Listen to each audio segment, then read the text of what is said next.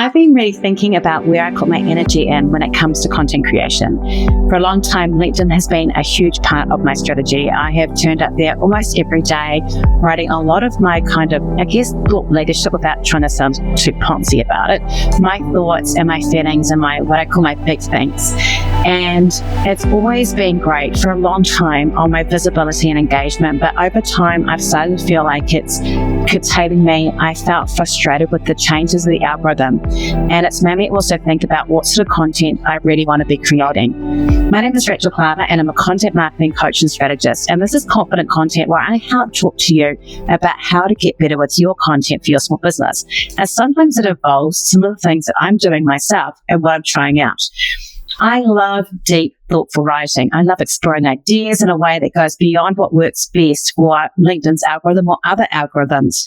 I started my life as a writer. It's why I do so much stuff around content, because I've been writing for, 20 plus years. I've had 28 books under my belt. I've been a blogger and a writer and a columnist and a freelance writer for magazines.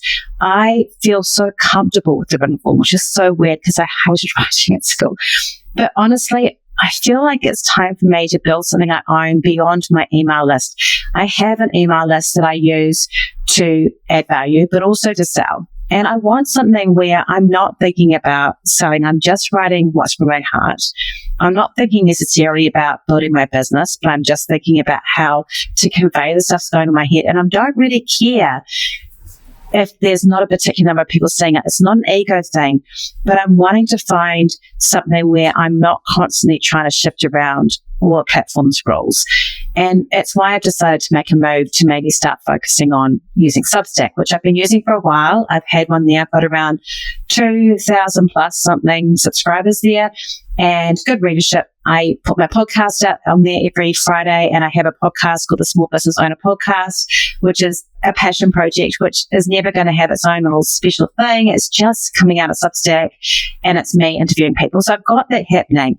But what I wanted to do is talk about the shift of why I'm doing this, the benefits and the challenges of moving away from LinkedIn, and what this means for how I'm going to be showing up in my content, just to people understand, because I've talked about it a few times with other people, and they wanted to understand why I was doing it. So I thought, we'll do a podcast on it in case you've been thinking about using Substack or something similar as well. So we're going to talk a little bit about why I'm pulling back from LinkedIn, why the pros of moving to Substack, some of the challenges, and why I may also have a free and a paid Substack model, and what it means for my content moving forward, and how you can possibly do it, and also how you can stay connected with me on there too. If you've ever thought about shifting your content strategy away from social platforms and into something that you control more, then this episode is for you, because it's really important for us to be thinking about that, especially for some of us who are struggling with maybe some of the billionaire autonomy that's happening on some of the platforms and our options. This is an option. Now, I do want to say Substack is still not a platform that I personally own. It's not like an email list. But I want to talk about this. So we're going to talk about this and cover this in this podcast and see what we think. All right. So the first thing is, as I said before, it's not a replacement for an email marketing strategy. You should not use this as your primary email base.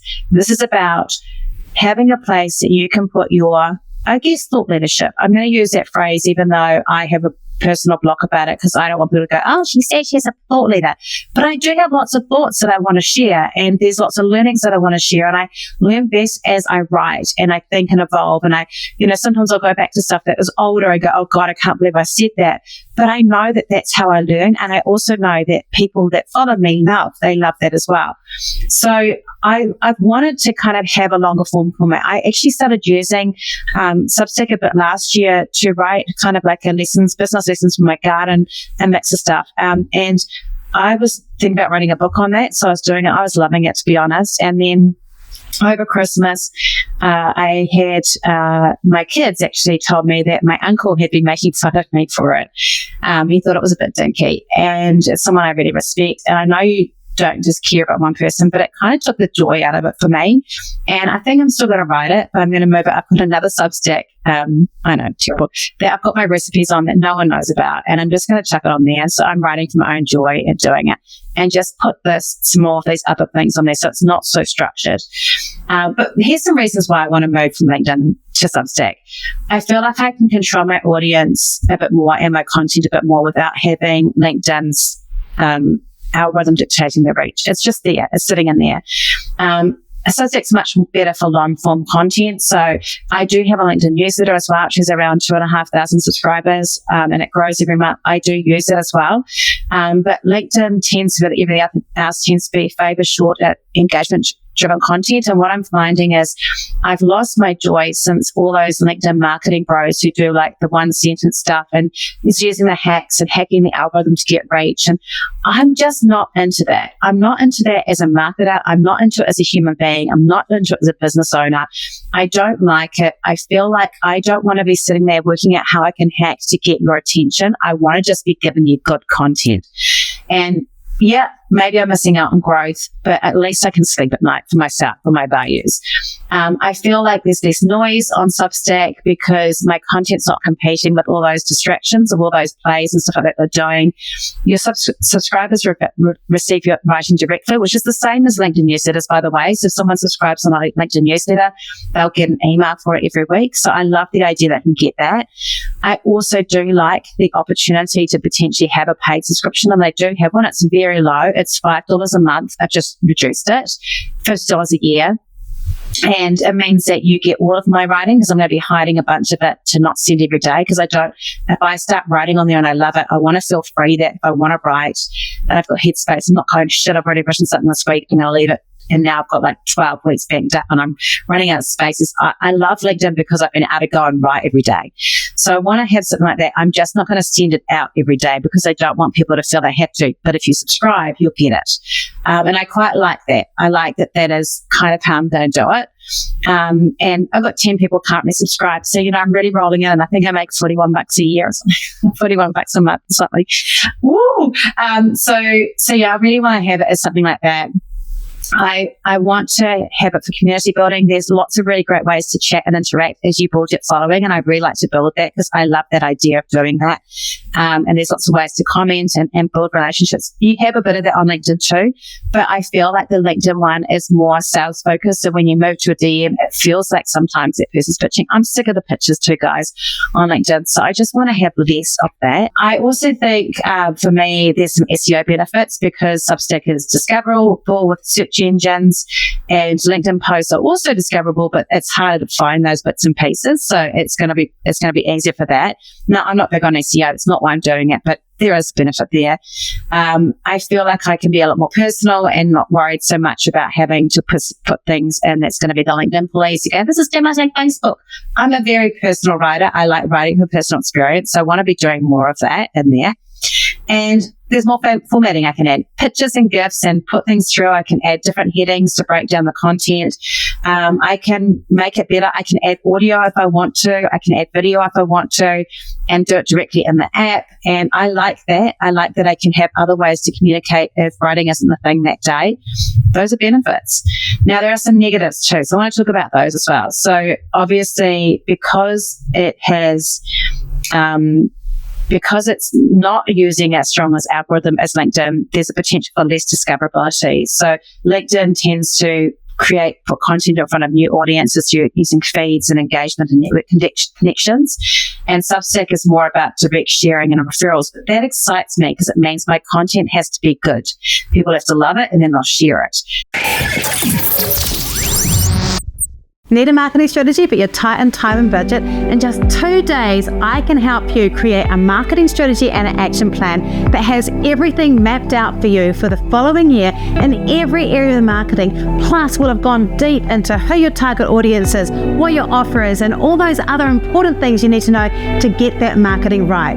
How are we going to do that? Well, you can come along and be part of the Map It Marketing Intensive. It's with a small group of like-minded business owners. We're running them across New Zealand in different areas. and I'd love you to be part of it. Plus, this is an approved program through the Regional Business Fund, so funding may be available to help you attend. Bonus, if you want to plan, if you want to have something that's highly practical, I'd love you to join me, Rachel Klaver, on the Map It Marketing Intensive. See you there. With LinkedIn, you're at the mercy of what they decide people are going to love and share. So they'll push out particular stuff because it's fitting a particular algorithm. So I feel like, to me, that's a challenge, but it's a challenge I like. Also, not all my followers are going to follow me. This is Substack. So I've got 8,500 followers on LinkedIn. I've got 2,000 plus on Substack. It's going to be a drop. But reality is, my posts are only getting a couple of hundred views on LinkedIn. They used to get multiple tens of thousands. A couple of years ago, I was getting 10, 20,000. I haven't changed what I'm writing. It's the algorithm that's changed. And so I'm not, that's fine. I'm still going to write on LinkedIn. I've still got a strategy for LinkedIn. It's just lower level stress. Like it's still going to be good stuff. I'm just repurposing some stuff from other places and not investing so much energy into it. So it's not that I'm not going to do it, and I'm just going to make it less stressful for myself. There's less immediate engagement. So LinkedIn, you get like a beautiful dopamine rush right away. Substack requires readers to click through and engage. It's a bit more, you get less comments naturally. Unless you've got a really engaged audience, you've been, once you get to a certain level, you will, but initially it is low. And I think that's, I'm not going to write stuff that's confrontational enough for people to kind of jump in. So that's important for me to consider. I am worried about email fatigue for people. So what I have decided is that on Fridays, people will get the email and there'll be like links once it's organized of here's some other stuff I wrote about, so you can click through and read it. And I'm just going to make everything else not go out. Now that means I will miss out on discoverability and I will miss out on words, but I'm not doing it for that. And I need to consider my email subscribers. So paid people will get everything, and the people and they're choosing to read my stuff. They love me enough to read it. And then everyone else will just get one email a week with my podcast and some links. Because I do think that's easier, whereas with LinkedIn's follow button, you can follow that and then you can opt in and out and you can choose, and it's basically as much as you're interacting, you're going to see it. So I'm going to manage that, but that could be a problem. It does have much less viral opportunities, but as you say, I don't really care about that. And there is social networking on Substack, but it has a little bit less in terms of what it is in terms of LinkedIn, but they're changing with that. So I'm excited to see that. Now, I am going to have a mainly free Substack. That Friday one will always be free. And also when I do a small business owner podcast on there on a Wednesday, that will also always be free. Everything else will be paid. And I think I don't mind if only 10 people ever see it. I don't mind if no one does. I just feel like I need to have this. There's very little where we get to share what we think, and I want somewhere where I've got a safe space so people can subscribe and watch it and read it, or they cannot. And it's $5 a month,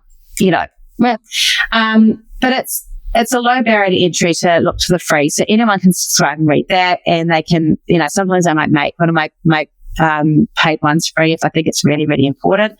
But I think that I really like that it's going to be easy for people to subscribe and still have that one, and that's still getting growth every week, so that's all right. I also like the idea that I am building an own email list from it. Like I still own those emails, and I'm not using a social media algorithm to get there. I do like that I don't have paywalls if I don't want to go use the free. So I really like that. And then I also like that the free content is getting indexed by Google. So the paid stuff doesn't, because it's kind of hidden behind a paywall. But that does mean that I can be using that to kind of grow and focus on things. If I focus on the paid as well, the paid one is benefit, obviously, because I do get some direct revenue from my writing. And I think long term of what I want to do, that I want to write a book every year that's going to be here. I know it's all about me, but I'm hoping that other people here will hear this and go, okay, these are things I need to be thinking about as well. I'm 53. I'm looking long term. The idea of maybe building a community where I'm getting paid for my writing and my thinking, but it's not expensive, is really cool. And I would love to be paid more than $5 a month, but I think $5 a month is like less than a cup of coffee a month. So it's pretty easy. So having that in there is a higher workload. So it can be, the reason that it would be good to have a paid one is that it's nice to have a bit of financial return for it. And I think also people that are paying for it obviously are more engaged, so that it kind of helps work and shape what you're writing, because as they talk and have conversations, it gives you ideas. But I also think that it means that people are more likely to open those emails if they send it if it's paid, which is really good. I'm liking the idea of it maybe becoming something that becomes a sustainable writing model for me as part of what I do, and that it builds a really strong community, which I absolutely love. And it gives me reasons to be able to then pay for this. This costs me every week to do. It costs me, including my editor and everything else, it's probably $1,000 a month to do this podcast. So it's important for me to then think about what I can do with my own writing, my own thinking. And in a world of ChatGPT, I want to make sure that I've got my writing and my words, and they're going to be a powerful commodity. And for those of us that can write or want to do video or podcast, Substack's a great way to do that. I'm a real pro the idea of using Substack as your podcast if you're thinking about doing a podcast too, because it's such an easy way to do that. So I think that's cool. But obviously, I have to be good enough for people to stay if it's there. And people might just be like, oh, I don't really want to add another subscription even when it's $5 in this time and environment. So, I'm not putting numbers on subscriptions or anything like that. I'm also realized that as soon as it's paywalled, it can't be found by Google. So I've got to kind of measure those things. There is another option where I have free content, but I just don't send it out. And I think I'm going to do a mix of that in the first few months and just kind of go through. But I do feel excited about using Substack. I announced it, I was going to do it a few weeks ago. Since then, I haven't done a post because I'm thinking. But what I think I'm going to do is actually go back and have a look at some of my LinkedIn posts over the last few months where I felt like I wanted to say more, and actually start with those and go a bit deeper and just show a bit more of my thoughts around what I'm developing around marketing psychology and audience behavior and business life and all those things, and actually just really enjoy the process of connecting with words and language without having to feel like I've got a certain amount of characters on a LinkedIn post. I want to have the depth. This is the time for depth. ChatGPT is so shallow, even if you can do a long post about it. I want the depth, and I want to engage with people who want that depth as well. I love the foo-foo. I love short form video. I adore TikTok. I love being able to encapsulate an idea in a short post. I don't want to waffle about it. There will always be that opportunity, but I do believe that using a tool like Substack is a really great opportunity to test out your ideas, to shape them, to find if there's growth. I'm pretty sure I'm writing a book on how to sell using the kind spider method. I think I'm going to use this as a testing ground for that. I just won't be showing that stuff to my uncle so that he can't make fun of me. But yeah, this is what I'm doing. And I wanted to share it with you because I got asked. Someone, Sal, thank you, Sal, said, I want to know why you do this. Like, why would you go to, I need reasons. These are my reasons. I want to have a place that is mine where I can show you more of my thoughts, and either you'll love them and want to hang around for them and either get the occasional free stuff and enjoy it, or pay for the other bits to get the insight and the feedback and ask questions about it. Either way, it's not about building a massive audience for me. It's not about making heaps of money. The end of it is there's something in me that needs to have a place that's safe to express. And it's not my email list, my traditional one for my business. LinkedIn isn't doing it for me. I feel like it's too curtailing for me, and Substack is that place.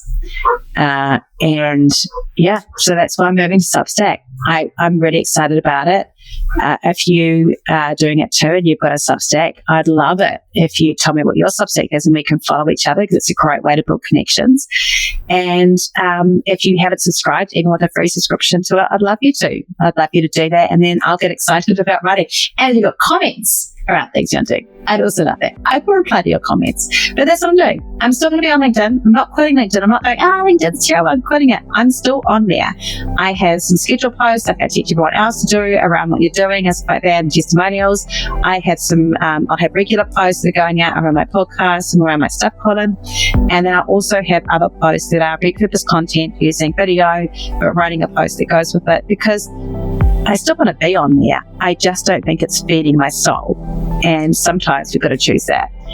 And as business owners who are writers and creators and thinkers, we have to find safe places on the internet to share our ideas, to find our people. And so for me, at the moment, I'm pretty sure that's Substack. I don't know where it is for you. Love to know, but that's where it is for me.